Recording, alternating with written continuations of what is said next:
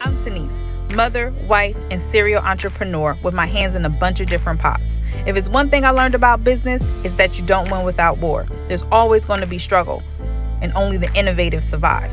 And two, you don't know what you don't know. So leveling up takes a wealth of knowledge. I'm going to show you how to manifest your dreams in multiple areas of your life by speaking to those who already have the blueprint and they're willing to drop those jewels. So join me as we go on this journey to manifesting our higher self and living the life we want. All right, guys, so we are in New York City. We are in Grand Central. We're about to speak to Garcon Couture, and they have a huge suit company that is going to be amazing for you guys to take a look at. So join me, come with me. We're about to go take a look.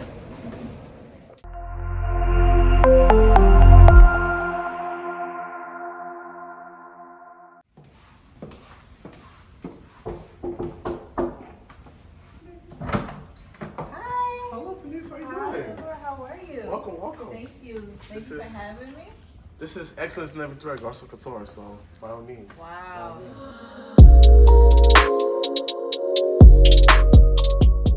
This is celebrities, they need something for pulling. Uh-huh. For example, Marion Waters for his video, for his Marion? Yeah, he was for his latest video, Oh, Mutual, and then also Woody the Great War for the Esquire magazine as well. Garcon Couture is excellence in every thread. It's a model. Right? Me and my business partner, who was my college roommate from in 2005, we went to SUNY Cobleskill. We was college roommates, and years down the line, we just decided to come together and create something that's going to actually shift the culture and make an impact on fashion and also the Black dollar. Yeah. So we just wanted to make things that was definitely going to have people step out the box. So you were in college when you first came up with this idea? No, so when we met in college, but then years down the line, that's when we brought it all together. Okay, and what does garçon mean? Garçon is like a boy or men's, and then couture is like the fashion, the high fashion and stuff. Cool, and it's French, right? Yes, yeah, because my business partner is Haitian. Okay. He's Haitian and I'm Honduran. You're Honduran. Yes. Okay, so that's a nice mix there. Yeah. Where do you get your inspiration from?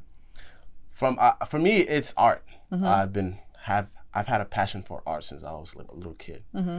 So we do a lot of traveling, also architecture, just culture, looking at just colors that pop, things that are decorative.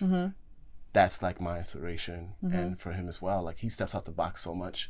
He take more risks than I do. He does. So we try to meet in the middle. Yeah. And we just use our inspiration and just present it to our clients, and this is what we could put on you, and then go with it.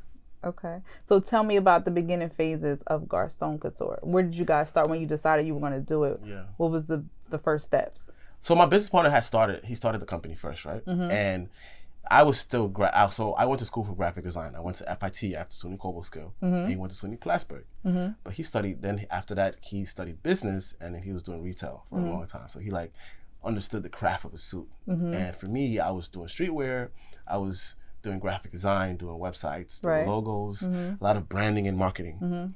So we still kept in contact, Facebook friends, calling, yo, how you doing? How's everything? How's the family? And then he started Garcon Couture, but for him, it was like he had missing pieces. And on my end, I had just what I wanted to do, I had missing pieces also. Right. So when we came together and spoke about it, I'm like, yo, why don't we just bring our powers together like the Avengers, the Caribbean Avengers, and come up with Garcon Couture excellence in every thread, and really take off. Yeah. The first year was a challenge for us because we launched, but I still had a full-time job. He had a full-time job, and he's in Miami. Yeah. I'm in New York. Oh wow! So you guys are working together from different states. Yeah, that's why communication is key for anyone who's when it comes to entrepreneurship. Communication and integrity and transparency are top 3 things you need. So what we did was we just thought about what are the things we can do, how we can see it grow, what's his vision, what's my vision, how we can actually cultivate the culture and cultivate just fashion in general. Right. So we looked around there aren't that many Black designers that are making bespoke suiting. This is bespoke. Yeah. Luxury. And we was like, yo, we have the grit for it, so let's go in and do it. We launched November of 2016. It was slow sales. Yeah. Of course, because we wasn't putting 100% into Right. it because we Because you still were work. working full time. And imagine having a 9 to 5 and then coming to also do. Yeah. It's exhausting. I know all about it. I had a salon and did the same thing for over 5 years. So you could imagine. Yeah. So what I did was I quit my job. I stopped looking for work. I was like, I'm just not gonna. Let's see what happens. Faith. What year did you quit? 2017. Okay. In March. I was like, I'm just stop. Right. I had a premonition of like, I kept on. I dreamt about a brown door with the Garcon Couture logo on it. 2 weeks before that, we had like a pop-up shop in one of my boys' apartments, and it went well, but it just was an uncomfortable feeling because it just wasn't ours, and you know, and I guess like just faith and like divine intervention like kept pushing me towards showing me the sign of like you gotta read the signs. You have to read the signs that God shows you, right? You gotta read the signs that are in front of you, and if you're not paying attention, you're gonna miss it. I didn't miss it, and I was like, yo, we gotta get a showroom ASAP. Where? In the middle of the city. We moved in May of 2017, right? I moved in. I had a small little office. The advantage that I had was how am I gonna pay for my school loans, bills, rent? How am I gonna do this if I don't have no job? Right. I'm a graphic designer. I'm a hustle. Hustlers are gonna find ways to hustle. So I was making websites and logos on the side, but I was still putting the company as the priority, the focus.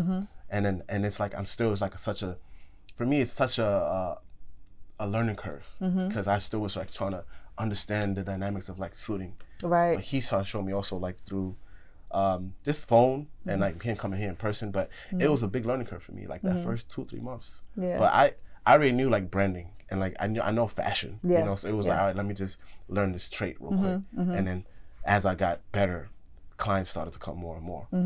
You know, that first year was I sacrificed. I didn't go out much. You know, I was like wasn't going to brunch. I said no to a lot of people. And, you know, it was like it's a gift to say no. A lot of times we feel so obligated to always say yes to birthdays, to events you get, especially in New York. There's so many things happening. Did you lose people during this time? Because usually that's what happens. I did. They take it personal. Okay. They don't see it. If you're gonna take it personal, then for me that's something you have to deal with, not me, because this is my dream. And the reason why I quit my job was because I just wasn't fulfilled, and I needed to put all of my attention to the company. You know, we're only here for so long, but I'm here to make every moment count. That's right. You know, so just being able to take one client at a time, and then they telling the person, word of mouth started to blow up. One of my boys who did, he was styling a big client of his. He's like, yo, his GQ Awards coming up in London. There's the Emmys coming up. Can you dress him? I'm like, who is he? He's like, have you ever seen Stranger Things? I'm like, yeah. He's like, Lucas, the black kid. I'm like, what? The kid from New Edition, from the New Edition movie? He's like, yeah. I'm like, yo, bring him on. Measured him. He loved it. Loved the tux and the suit that we did for him. Fast forward, he was standing next to his castmates. They were wearing all these other high luxury brands. He got best dressed. And they always ask, what are you wearing tonight? What are you wearing? He was like, this is Garcon Couture. Yes. My phone blew up. I love that. Bogus. And he was your first, like, technically client. celebrity client. Yeah, it was the Emmys. And you Google the Emmys 2017, Caleb McLaughlin. Best dressed in Vogue and MTV, E! Hollywood. All the best dress. Twice in the Emmys and the GQ Awards. That's amazing. And that's why I'm like, yeah, God is telling me keep going. And then, of course, the calls came in after that. I never looked back. Wow. So tell me about your fits. I know you said it was an intricate process to figure out that the whole suit world and you know the fitting and stuff. What is it about it? Like you had to figure out how to tailor design a suit to someone's body. Or tell me about because it's bespoke. For me, I've always been into fashion. I've always wore suits. But once you really start to become a master at it, all the little details matter. So when it comes to like how a suit should fit. How your pants should fit, and everyone's pants are fit differently. Everyone's jackets fit differently. So for me, it was like I have to learn the clients and what is it that looks best on them, and then for them to feel comfortable wearing them, because every client is so different. So that science of like understanding where things should fall, how things should feel, how things should look, all of that was the intricate pieces of Garcon Couture that I started to research. I started to study, reading books, looking at YouTube, looking at what our competitors are doing. You know, and how can we be better at it? And just ask my business partner, like, yo, like, how do you feel about this? How do you feel about that? You know, and then we will just piggyback off each other. Yeah. So how do you come up with the designs? Because from looking at your site, your website, and your page on social media, you have such a great style. I mean, it's what really attracted me to you wanting to speak to you in the first place. Where do you come up with your designs? Like, do you kind of go and pick fabrics and say, okay, I think I like this fabric, I'm going to turn this into a suit, or how do you come up with that? I think for me, each piece is according to like how I feel. So it's self-expressionism. Yeah. If I feel like I'm gonna wear a red, it's because maybe I'm feeling like royal. I may wear a purple, you know. And I look at what I have in my closet, what's missing, the season. These are all pieces that how it lead me to like why I made a certain piece. Right. You know, if I'm wearing something very out the box, that's because maybe polo classes are coming. You know, maybe it's a birthday coming, or we're celebrating something huge. But if it's something that when it comes to colors that pop, I just love colors so much. You know, I went to art school, FIT, and just understanding secondary colors, analogous colors. Yeah.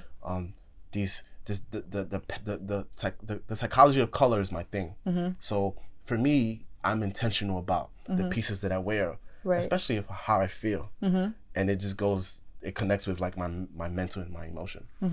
That's cool. So the tie, do you guys do your own ties as well? Or do you just kind of go out and pick a tie that goes with the suit that you've already put together? No, we make our own ties. So we do everything. We do like the shoes. The only thing we don't make yet is socks. Okay. You make shoes, you make the suit, you make your ties, everything. Yeah. So when somebody comes to Garcon Couture for a custom look, they are really getting a custom fit that's it's like especially made for them. Wow. The shoes aren't custom, but we've designed them and then we've made them in bulks. Yes. But everything else from there is bespoke. So everything is from scratch, just specifically for you. If I measure you, you're gonna have like 40 measurements, you know, from head to toe. Wow. So some of our clients are from the city, right, from the fashion district. Some of it is from Ethiopia. Wow. Some from Ghana, Nigeria, and we have from like Thailand and some from China. Do you go there to hand pick your fabrics, or do you kind of? So when I went to Nigeria, yeah, I did, and we haven't gone to like Thailand or like China yet to pick up pants, but we have like manufacturers that we have conversations with them, and we discuss certain things for like the collections and like what's coming up right now. But we're still in the middle of like so much growth, that we're gonna start taking things to the next level. Yeah. So now the shoes came in when? What year? The shoes came in 2018. Okay. Yeah. So the reason why we started doing shoes was because everybody was asking us, where can they go get shoes? Yeah. And we're sending them to all these companies. I'm like, yo, why don't we make our own shoes? Yeah. Guess what? A lot of people came to us like, yeah, I'm gonna go get red bottoms. This red bottom, that. I'm like, yo, what does the red bottom represent? Nobody knows. Yeah. So we created shoes with the blue bottom. I love that. The blue bottom represents the Caribbean Sea. Wow. The Caribbean Sea represents who we are. Yeah. You know, like we're all surrounded by the Caribbean Sea, and for the most part, and it's like you're stepping into who you are, and it just evolves. It's empowering for you to step into shoes, and the bottoms are blue. Yeah, that's pretty cool that you did that. What's going on, fitness fam? It's 2021. And this is the year that you bring back your sexy. If you need to lose some unwanted weight, if you want to get in shape, build muscle, I'm the man for you, Sean Beta Trainer. Go to SeanBetaTrainer.com and hit me up. 973-851-2513 is the number. Don't delay. Go to the website, go to Instagram or Facebook at SeanBetaTrainer.com. You'll get some of that apparel. We have power greens for you for your wellness, as well as nutritional coaching and everything that you need. It's 2021. Let's make this year a great one. Sean Beta Trainer.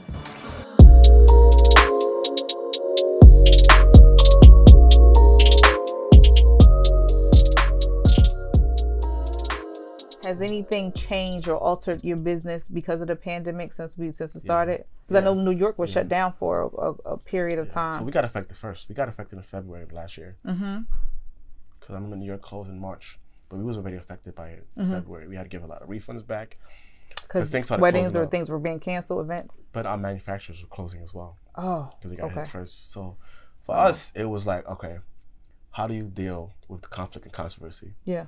Like, you know, everything isn't always going up. Now we're going down, so let's This is why I said it's important to communicate integrity and transparency with your partner. Right. And we just sat down and we was like, what are we gonna do? How are we gonna fix this? How are we gonna pivot? You know, so it like pretty much challenged us. So we started flipping our appointments for online consultations only because we couldn't come to the office. Right. People still want to get flies. I don't know. Yeah. It was still like people still trying to get stuff. So I'm like, all right, cool. Let's flip this and like now let's sell masks. Let's make masks.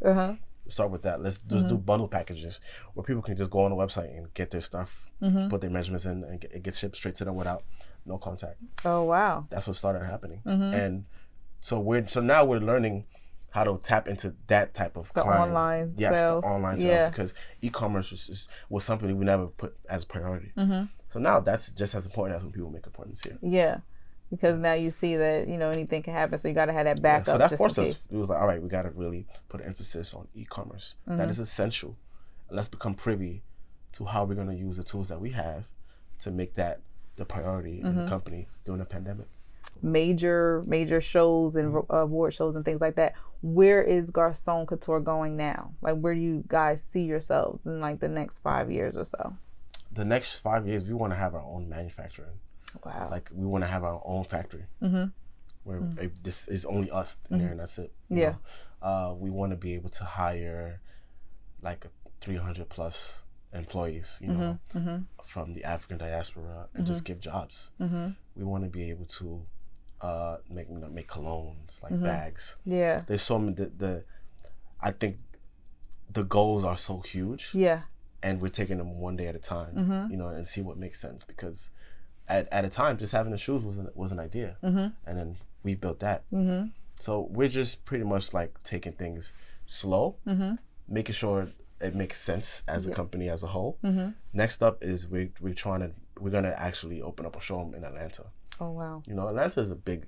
Yeah, it's a lot of stuff moving in Atlanta. So because we have New York, we have Miami, and it just makes sense Atlanta. So tell me about your marketing, because I know because a lot of things is word of mouth, and because of, you know, you had that really big client that just mentioned you and then it blew up. Do you guys even market any other way besides like word of mouth? You have to stay on top of, like, you can't. The thing is, we can't get lax. We always have to be able to. We have to always recreate the wheel because things change. You're only as good as your last big project. Right. Yeah. You know, so for us, we put the social media, right? So we have social media campaign. We have our chief brand officers. You know, we have our interns. We have our stylists. I'm in a fraternity, so that helps as well. That's cool. Our Google reviews are off the chain. You know, people are on there honestly having reviews. On there, you know. Yeah. The same with our Pinterest boards. We're just using Facebook ads, Google ads. A lot of visual stuff, right? Yeah, and our videos, our creatives are like our photographers and videographers are on point with just relaying the message and like letting you feel the fabric just by touching your phone. Yeah, you know, and we're just intentional with making that impact. Yeah. I could see that just now when you said that. I love that. So when you first got started, right? Financially, what did it take for you guys to get your business off the ground? Because I'm sure you had to buy fabrics ahead of time. You had to already send them out to get the first suit made to be able to show somebody. Right. So how did you guys maneuver that? I know were you just working and paid for it out of pocket? So or? Yeah, a lot of it was us paying things out of pocket, finding the correct manufacturers. Yeah, being able to understand our numbers, because for anybody, you should always know your numbers, your losses, your wins. Have an accountant. Yeah, we have a good CFO, who's our chief financial officer. I think for us, when we opened up the showroom, we had to like ask our friends, like, yo, can we hold so and so? Yeah, and we'll pay you right back because we gotta pay this deposit for the rent and this and that. Right, so we made that happen, and we paid people back, but. I think for us, we knew that we had great quality work. We was like, yo, if we get the client through the door, we get them to buy the suit, everything will start falling into place. Right. And that's what happened. And we hustlers, like we know how to do math. Yeah. And I'm like, yo, we gotta make sure this is enough to pay for A, B, and C, and D. Yeah. So we made that happen. And once you multiply that by 10, you start to see the growth in the company. Yeah. And then understanding where all like these dollars going, because every penny counts. So compared to because I know your competitors are like pretty much any suit store or any place that sells suits for men. what does a Garcon Couture suit cost? So our suits, Average. they start at $650, and then from there they can go up to like $2,500. Okay. You know. Are you tailoring them? Does that include being tailored? Yeah, the tailoring is included as well. Okay. Yeah, but So we have like master tailors here ready to go. So when the tux or the suit comes in, and then you come do a fitting, and we pin it up, and then if any fitting is needed, then we have our master tailors conduct an elite structure of tailoring. Yeah. Yeah, so that the final product is immaculate. That's amazing. So everybody was on board with what you were wanting to do? So I study the four. I like practice the 4 agreements, and I don't. One of the 4 agreements are don't take things personal. Yes. And got that. For me, if I would have taken things personal, then I would have felt so heavy.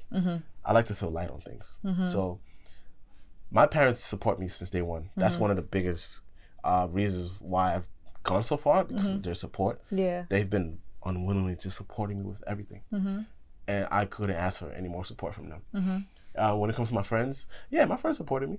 Some didn't, some questioned it, like, you quitting your job to do this? And I was making great money. Where were you working? I was working at the construction company. Okay. It was like I was doing UX UI, which is like user interface, user experience stuff. Okay. Things that I like went to school for. Yeah. You know, I was getting paid for tech. It's tech stuff. Yeah. Yeah. Techs get paid good money. Yeah, but people was looking at me like, you gonna stop looking for work? And I'm like, yeah. You know. What are the other 3? You said the 4.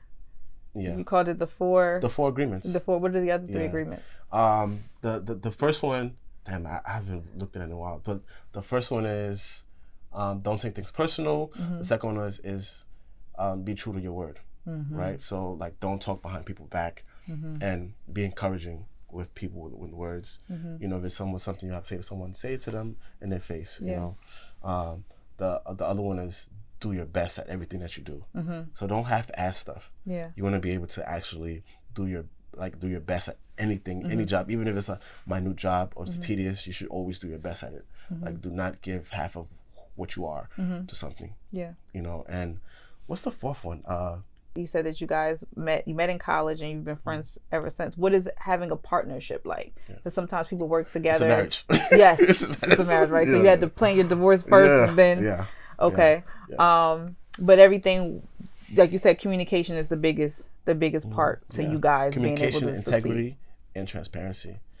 Communication, as far as like being able to just speak about everything, right? Remove the ego, remove the pride, and just being able to understand who we are as men in the society, with our backgrounds, and just being able to speak raw, right?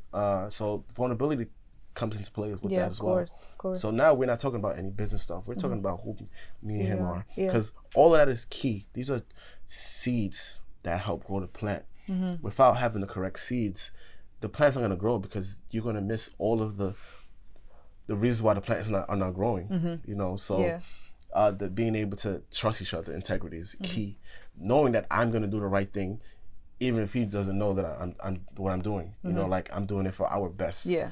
You know, but he trusts you. He trusts me. That's key. So do you have to run, you guys, even though you guys communicate and you know what's happening, you have to run everything by him before you do it? If it's like a big business thing, yeah. If it's like a huge decision, yes. But if it's something when it comes to like that, he knows that I know I'm gonna take care of it, then I got it. Then I'll update him like, this is what happened. This is what I did. And the same thing for him. Yes. He'll be like, oh, this is what happened. Because we have that, you know, we have that understanding, right? You know, and the transparency, like just being straightforward with each other, right? You know, sometimes we clear like, yo, I want to hold you accountable for this. Yeah, he holds me accountable for this, and these are keys. That's like key elements that keep the company glued. I only ask that because I have an event space in Jersey, and I have 2 other partners that I work with. So we are now working out the kinks of partnership, you know. So some of us have more experience in being entrepreneurs. Some of us have come from different backgrounds. So trying to merge everything together, and where everybody has defined roles. I always say that partnership is not about everybody doing everything equally, because I may be good at marketing, you may not be, you know. So, but it's about us all putting in the work for the common goal, for the vision. So as long as everybody has their defined roles, it can work. It doesn't have to be like we're all doing the same thing. if you all were doing the same thing, then you wouldn't need each other then. Right. That's right. Yeah, the key is to be adventurous. Like that's how I see it. Like everyone is great at what they do, and when you come together, you have this huge like power team, and that's what we are. We're me, him, and our chief brand officer. We're all power. Like when we come together into one, we're powerful. And before we started the company, he was doing what he was doing, and I was doing what I was doing. Yeah. But when we came together, things went off. Yep. What would you suggest to anyone that is trying to get into the fashion business or be a designer? What do you think that they need to have, or what would you tell them in order to get started? You gotta have grit. You gotta have grit. You gotta have faith, because you have to believe in yourself. Because there's gonna be a lot of people rooting for you. Yeah. Cheering you on. They're gonna be holding you down. But if you don't believe in yourself, then you're not gonna be able to push through all the other hard things that are gonna come about. You know, there's gonna be a lot of obstacles. Okay. Another pandemic. Yep. You know, but if you don't have that confidence in you, that you know that you're here to do what you do, then you're pretty much defeating yourself already. You know, and you have to take self-care. Self-care is key. Yeah. Like being able to that like balance. It's important, because sometimes even I forget to take self-care, and then now my body starts to break down. Yeah. And guess what? Now I have to cancel clients. That it's all trickles down. It all ties into each other. Yeah, I like meditate, I pray, I get massages. You know, sometimes I disconnect and just be reading books, or like just travel. I love to travel. I'm always traveling. These are my self-care tips for myself. I think you have to also just understand your craft. Yeah. Understand who your competitors are, and don't be afraid to ask for help. Right. Right. When it comes to humility, being humble is key. You need to understand that we do not know everything. Elon Musk does not know everything. Right. You know, people are still figuring themselves out, and it's okay to ask for help. You know, and just keep a good book on you. You know. Yeah. Keep on educating yourself. You're never gonna not be able to keep on educating yourself. Yeah. Yeah. Well, I thank you, Ilbert, for talking to me. I really, really would love for you to show me a couple pieces and all that stuff, a couple fabrics.